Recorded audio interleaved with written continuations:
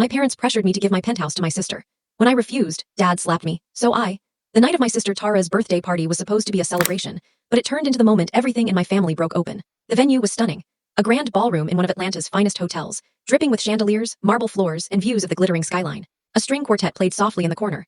30 guests, family, old friends, business associates, milled around in designer clothes, sipping vintage wine and laughing politely. To anyone watching from the outside, the Carter family looked perfect.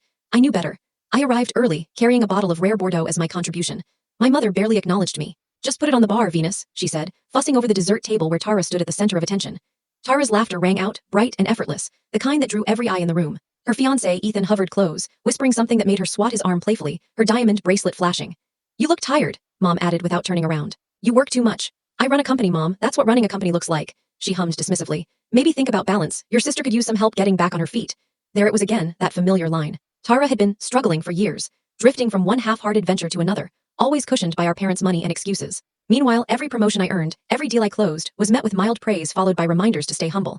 I made the rounds, greeting relatives. Aunt Nancy pinched my cheek. "Still single. All that success and no ring yet," Uncle George chuckled. "Men don't like women who intimidate them, sweetheart." I smiled thinly and escaped to a quiet spot by the bar, pretending to check emails while the bitterness rose in my throat.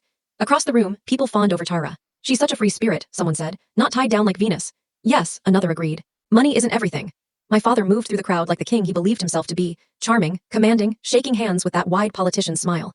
When he reached me, his hand landed heavily on my shoulder. "Proud of your sister tonight?" "Of course," he leaned closer. "You've done well, time to share some of that success. Family takes care of family." It wasn't a request. I nodded, heart already sinking. There was something dangerous in his tone. Later, as guests gathered for toasts, Dad seized the microphone.